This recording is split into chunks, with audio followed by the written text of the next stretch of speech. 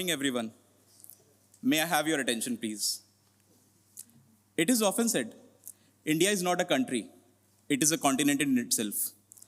A continent of paradoxes, of ancient wisdom and frontier technology, of quiet villages and the world's busiest cities, of contemplative philosophers and unrelenting founders, of caution and conviction often in the same breath.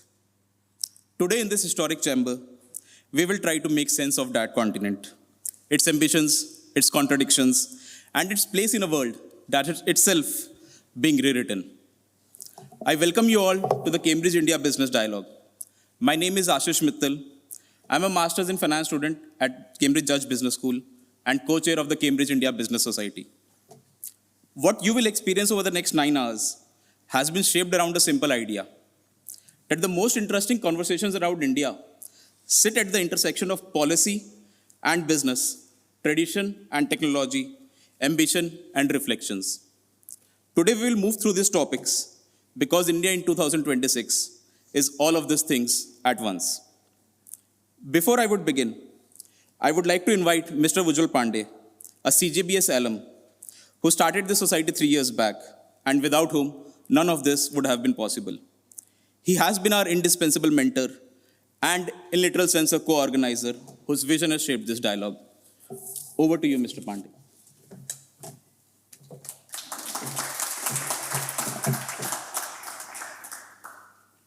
Well, thank you, Ashish, for the kind word. Namaste, and very warm welcome to all of you.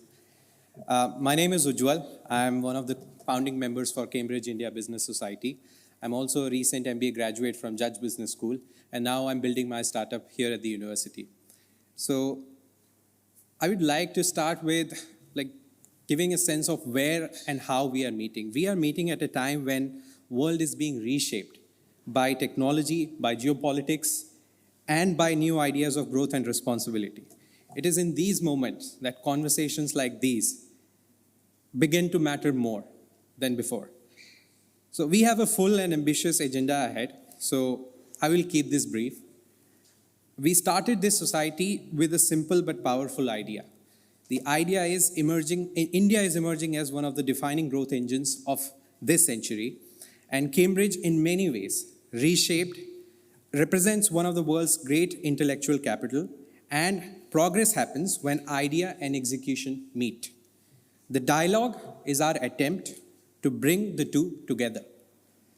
Today, we are fortunate to have with us an exceptional group of speakers spanning across business, policy, philosophy, philanthropy.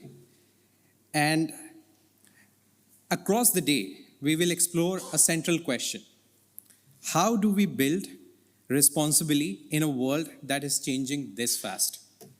Whether it is artificial intelligence, self-reliance in defense, India's rise as a manufacturing hub, the evolving India-UK relationship, and even deeper ideas from Advait Vedanta. These are all different lenses on the same question. There's no better place to host this conversation than Cambridge, and no better stage than Cambridge Union. This is an institution where ideas have not just been debated, but have gone on to shape the nations. Many who have walked through these halls have later gone on to redefine India's trajectory. So the question for us today is not whether ideas can shape the world. They have. The question is whether the ideas we discuss here will do the same. So our ambition, therefore, is not just to listen, but to engage, not just to exchange views, but to challenge them. And hopefully leave this room with sharper questions, stronger convictions, and the idea that travel beyond these walls.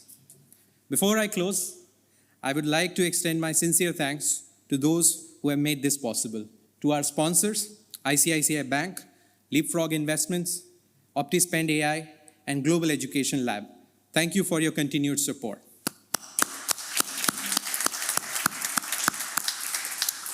To our philanthropy partner, Fuel, we are deeply grateful. And to our partners and supporters, Startup Policy Forum, IMA ACS Foundation, Ergo Europe, Nisao, thank you for standing behind this initiative. And most importantly, to the team behind this dialogue, the leadership of Ashish, an incredible effort of Aryani, Ashrika, Shipra, Vishisht. This would have not been possible without you. So big round of applause. So thank you all for being here and being part of this conversation. I sincerely hope that the ideas discussed today go on to shape the world in a better way. It's now my privilege to invite Professor Gishan to say a few words. Professor Gishan, over to you.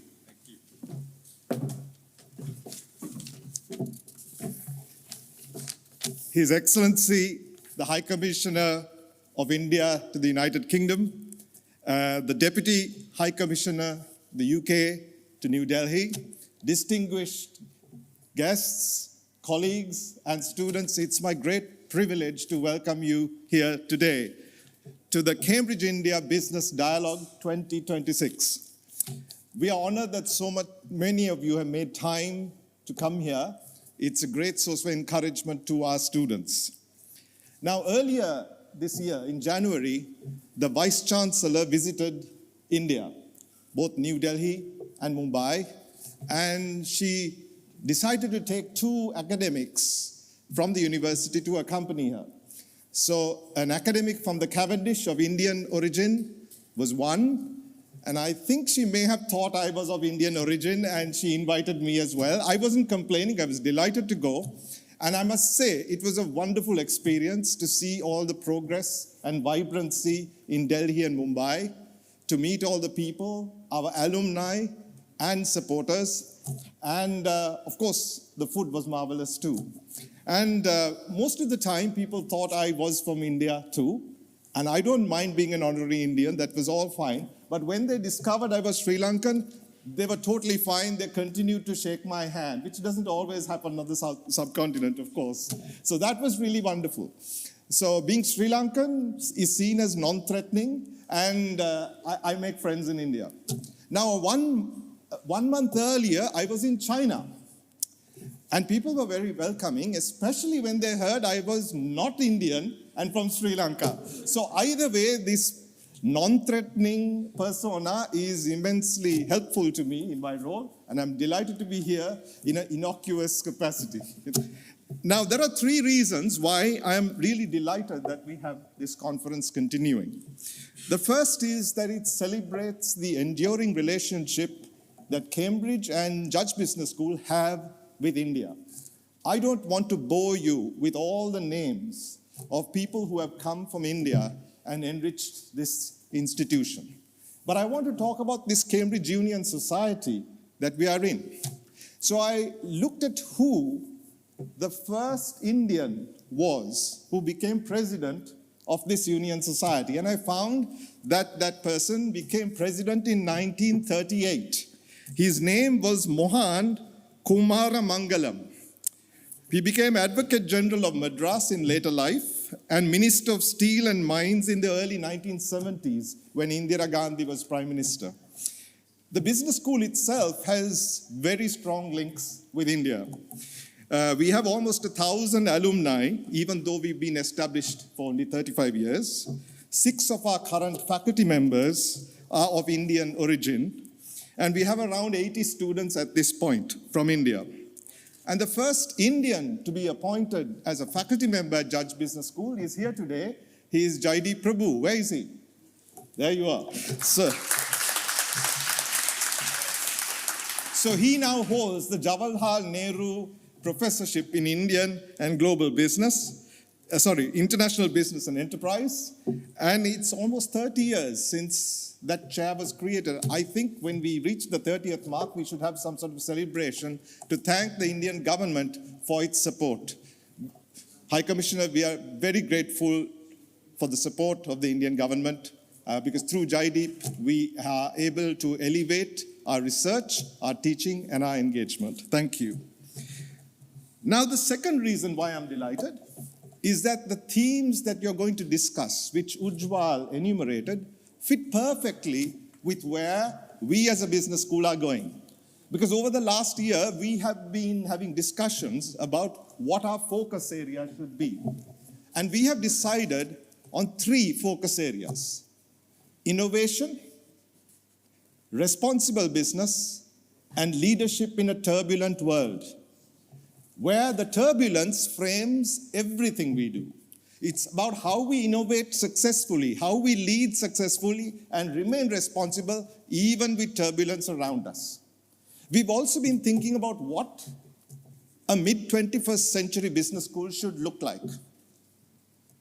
When I go around the world and talk to some of my former students who are now in CEO roles, they will say that they greatly appreciate what they had at the business school. They still use some of the frameworks that they were introduced to, but the decisions that they are making now go beyond what the business school prepared them for. And I think that's true of all CEOs today, because CEOs today need to know about geopolitics. They need to know about cybersecurity. They need to know about advances in frontier technologies. These are not the topics that were traditionally taught at business school. So we think that a mid-21st century business school needs to offer the traditional business diet, but go beyond business. We need to produce leaders who are fluent in technology. They don't have to be technologists, but they have to be fluent. And at the other end, they must be exceptional in human decision-making and interaction. And so when you look at that kind of framework and try to see what ingredients you might need, you need great strengths in the sciences, technology, including deep tech. Well, Cambridge has that. You also need great strengths in the social sciences and humanities, international relations, etc. Cambridge has that too. I think in times like this, you also need an innovation mindset. And we are fortunate to be located within an innovation ecosystem, which is likely to grow even more. So that's a third ingredient that we have. And then if you agree that most of the big challenges and problems that we are confronting in business or in government are international in scope and flavor, the international networks and connections that we have with different parts of the world are second to none. Those are networks and its convening power built over centuries. So that's a fourth ingredient. And the last one was not apparent to me until I started traveling to different parts of the world. Surprisingly to me, people felt that the UK, and Cambridge in particular, offered a relatively neutral geopolitical space to have difficult conversations, where there was freedom of expression and thought, and you could say what you'd like as long as you conform to the law. So if you put all those 5 elements together, we at Judge Business School in our 35th year have all the ingredients we need, not all but one, to try and change what we do. We continue with the business diet, but we try to embrace other parts of the university as well. So you can see why the topics you have today fit very well with where the business school plans to go. Now, the third reason why I'm delighted about the conference is because this is put together by our students primarily. And that is fantastic, because it also demonstrates what you can get out of a university. It's not only what you do in class, it's all the networks, the organization experience, and the connections you create with other people around the university as well as elsewhere. So I would really like you to join me in thanking Aryani, Ashish, Vishisht, Ashika, and Shipra. Thank you so much for all your help. We are also very grateful to Ujjwal as a recent alum for all the advice and support he has given, and to our elder statesmen, Jaideep and Marvin. Thank you for all your support as well. I am very grateful to all the speakers who have given so much of their time to be here. I'm also grateful to all those of you who have supported this conference in terms of philanthropy and other forms of support. But today we would like to thank Fuel for its valuable contribution over many, many years. to the India Business Society, and we are also greatly impressed with the wonderful work you do in India too. So our students would like to thank you for being a long-standing philanthropic partner, and we would like Chetan to come up and receive a small token of our appreciation.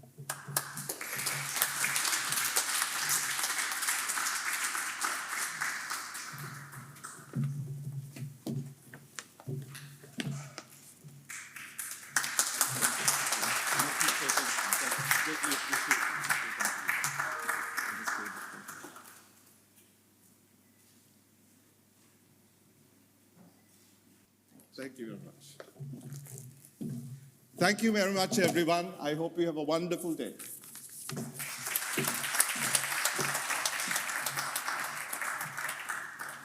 Thank you, Professor Gishan, for those gracious words and for your unwavering support to the students and to the Cambridge India Business Society. You truly mentioned all the ingredients that make Cambridge special, and I'm sure some of us, when we go back from here, will inculcate these values and keep that spirit within us alive. Thank you so much. It is now my great honor to invite our distinguished guest, His Excellency Mr. Kumaran Periasamy, the High Commissioner of India to the United Kingdom.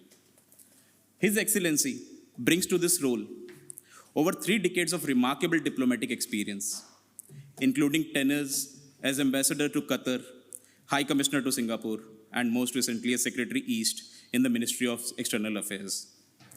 He is an alumnus of IIT Madras. His Excellency arrives in the United Kingdom at an opportune time and at a moment of tremendous possibility for the India-UK relations. Your Excellency, it is a true honor to have you with us today. May I now respectfully invite you to address the dialogue and open the dialogue. Thank you.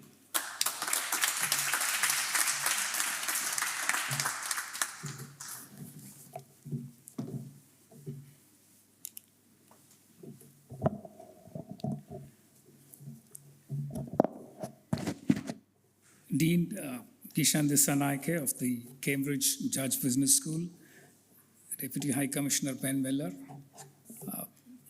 dignitaries, dear friends, ladies and gentlemen. Good morning and namaskar, and thank you very much for the opportunity to join you today at the Cambridge India Business Dialogue 2026. For all the reasons that Dean Gishan mentioned, it is a particular pleasure to be here in a place that embodies the very best of what India and the United Kingdom can achieve together: excellence in ideas, innovation, enterprise, and education. India and the UK remain priority partners for each other, as is evident from the regular high-level interactions between our 2 governments. Prime Minister Modi's visit to the UK in July 2025 and Prime Minister Starmer's visit to India in October 2025 signal a new era for our comprehensive strategic partnership, marked by increased trust, deeper mutual understanding, and a constant upward trajectory of cooperation across bilateral, regional, and multilateral domains. Over the past few years, the conclusion of the Comprehensive Economic and Trade Agreement between India and the UK has been a historic development in this journey. Once it enters into force, this agreement is expected to reduce the cost of trade, create new employment opportunities, and generate tangible benefits for consumers and businesses on both sides. What once seemed an aspirational ambition, doubling bilateral trade by 2030, now appears genuinely within reach, with current trade already at nearly 48 billion, or roughly $65 billion US. This agreement is not simply about traditional tariff reduction, although that is part of it. It is also about modern digital era facilitation, which includes simplified rules of origin, gold standard customs treatment, and new digitalized customs processes that will allow goods and services to move faster, more easily, and at lower cost. In that sense, it is as much a competitiveness and efficiency agreement as it is a trade agreement. Alongside the main agreement, an adjacent mobility-related arrangement, the India-UK Double Contributions Convention, will allow employees temporarily working in the other country for up to 3 years to continue paying social security contributions in their home country. This will prevent dual contributions, avoid fragmentation of social security records, and greatly benefit services trade, which dominates exports in both economies. In a world of complex supply chains and mobile talent, this kind of modern, pragmatic arrangement is a powerful enabler of business. CETA is therefore more than a legal text. As the agreement comes into force, it will be incumbent on business communities on both sides to extract the maximum benefit from it by understanding its provisions, using its flexibilities, and proactively identifying sectors where new opportunities can be unlocked. The India-UK investment story is already telling a very positive tale. The latest Grant Thornton India Meets Britain Tracker 2026 records a remarkable 60% increase in the number of Indian-owned companies operating in the UK, with their combined turnover reaching nearly £106 billion in 2026.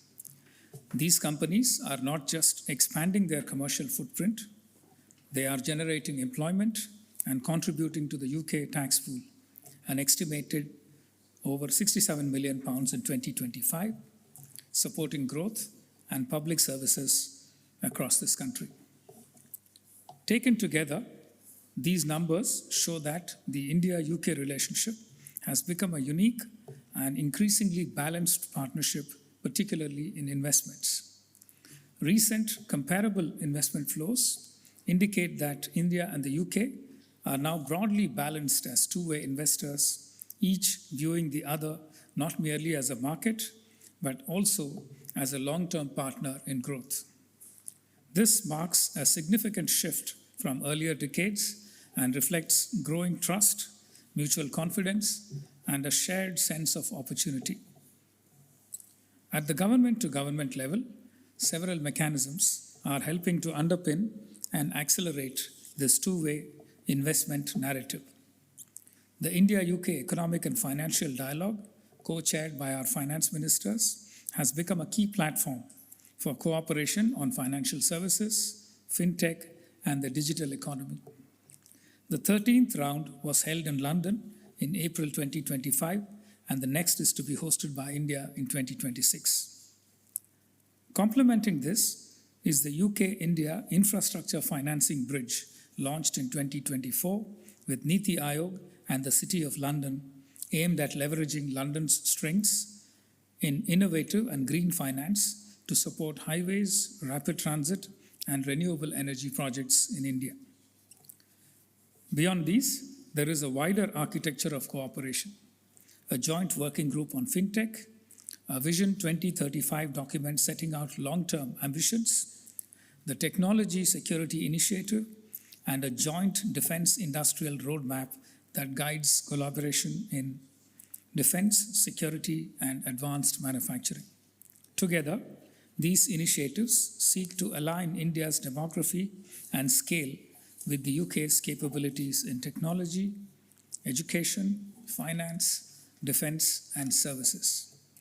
Areas of special interest span critical and emerging technologies, innovation, defense and security, climate, and renewable energy, critical minerals, the green economy, MSMEs, and education and skilling.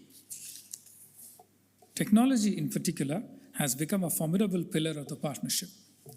In 2024, India and the UK launched the Technology Security Initiative to deepen cooperation across telecoms, critical minerals, semiconductors, AI, quantum, biotechnology and health tech, and advanced materials. Under its aegis, the Critical Minerals Guild has already seen significant progress, while a Connectivity Innovation Center has been launched to drive further collaboration in telecom. There has also been substantial momentum in AI, exemplified by Deputy Prime Minister David Lammy, leading a strong UK delegation to the recent AI Impact Summit in New Delhi. These efforts situate technology not in isolation, but at the intersection of trade, investment, innovation, and research collaboration. The message is clear. Technology cooperation is fast becoming one of the defining features of the India-UK economic relationship. Education and research form the next crucial piece of this story. The UK has immense expertise in education and in turning research into scalable, marketable innovation. The Oxford-Cambridge Growth Corridor, where we meet today, is one of the world's most powerful innovation ecosystems, linking universities, science, technology, and enterprise. This region is a natural hub for a deeper India-UK partnership. Already, 10 UK universities are opening campuses in India. Southampton University and Queen's University Belfast have already begun operations on the ground. Indian students now represent the largest international student community in the UK, with over 150,000 students enrolled across British universities in the 2024-25 academic year. There is, however, more that can be done. India and the UK have a major opportunity to build a transformative relationship in vocational education and skilling, combining India's scale and demographic strength with the UK's long-standing expertise in industry-linked training, apprenticeships, and certification. Together, both countries can create globally skilled talent in advanced manufacturing, AI, healthcare, green energy, and digital technologies, aligned with future workforce needs of both countries. All of this rests on the strength of India's economic growth story. Macroeconomic fundamentals remain robust, with domestic drivers, namely investment, favorable demographics, consumption, and rapid urbanization, providing the primary impulse to growth. India has also undertaken a wide-ranging program of reforms to make the business environment easier, more predictable, and more attractive. These reforms include simplifying regulations, liberalizing FDI norms, strengthening insolvency and bankruptcy frameworks, improving corporate governance, developing better PPP models and asset monetization programs, and investing heavily in logistics efficiency and digital public infrastructure. Dispute resolution mechanisms have been progressively improved, with modern arbitration laws aligned to global standards and enforceable international arbitration arrangements in place. Labor reforms are expanding workplace protections for women, enabling flexible and night shift employment with appropriate safeguards, and increasing access to formal jobs and social security. The aim is to create a labor market that is both investor-friendly and supportive of India's growing human capital. On investment flows, India's gross FDI inflows reached about $81 billion in financial year 2024-25, up 14% from $71 billion the year before. Although net FDI has been somewhat volatile due to global financial conditions, higher US bond yields, and pressure from crude prices. The energy transition is another critical pillar where India and the UK can deepen collaboration. India has committed to ambitious renewable energy targets, including 500 gigawatts of non-fossil fuel capacity by 2030. Within the energy sector, we are advancing on multiple fronts, diversifying energy sources, pursuing ethanol blending mandates, and reforming the nuclear sector, including permitting FDI and exploring small modular reactors alongside offshore wind, green hydrogen, and battery and pumped storage systems. These are precisely the kind of projects where UK firms can be invaluable partners given their strengths in management, sustainability technologies, and innovative financial structuring. The opportunity for co-development and co-creation is immense, from green infrastructure and clean energy supply chains to climate finance and resilience solutions. Looking ahead, the sectors of promise are wide-ranging. These include critical and emerging technologies, innovation, defense and security, life sciences, climate and renewable energy, critical minerals, the broader green economy, MSMEs, education and skilling, and even sports and creative industries. UK universities are already at the forefront in opening campuses and deepening partnerships in India, and this momentum can be harnessed to build the skills and talent pipelines that both economies will need. People-to-people ties bind all of this together. The 1.9 million strong Indian diaspora in the UK acts as a living bridge connecting the two countries through daily life, institutions, business, and culture. This diaspora is not merely symbolic, it is an active network that accelerates commerce, policy dialogue, and social familiarity between India and the UK. These people-to-people connections matter because they create trust. Trust, in turn, lowers the friction of doing business, studying, traveling, and collaborating, ensuring that the relationship is not confined to the capitals alone. A UK-based Indian professional, student, entrepreneur, or community leader often understands both systems well enough to translate ideas, expectations, and standards in both directions. The policy lesson is clear. People-to-people ties are not a soft add-on. They are core infrastructure for the bilateral relationship. If both sides continue to invest in mobility, education, culture, business links, and community partnerships, the diaspora can serve as an even wider, deeper, and more resilient bridge.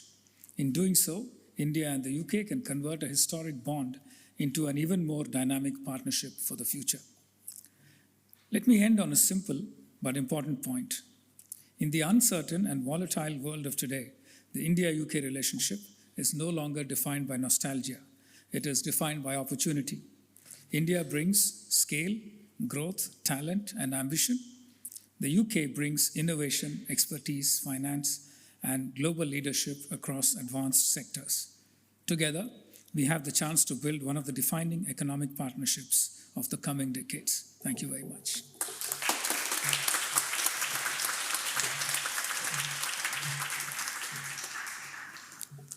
Thank you, Your Excellency, for those truly thoughtful and remarkable reflections. The India-UK Comprehensive Economic and Trade Agreement, we sure would start a new chapter in the India-UK relations. And all of us here, we hope to take it forward, especially the business leaders present in this room. So this is exactly the tone that we will try to explore in our panel discussions also.